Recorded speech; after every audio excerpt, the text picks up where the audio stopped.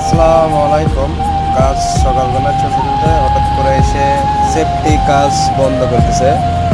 গাড়ি চেক হবে এবং গাড়ির কাগজপাতি দেখবে, গাড়ির কাগজপাতি ঠিক আছে কিনা, এবং গাড়ির ইন্স্যুরেন্স, গাড়ির টিভি এবং যারা ড্রাইভার আছে তাদের টিভি দেখবে, ড্রাইভিং লাইসেন্স, ইন্স্যুরেন্স, মানে সব তথ্য চেক করবে আর কি। এটা মাসে একবার দুইবার হয়, চেকের জন্য আসে।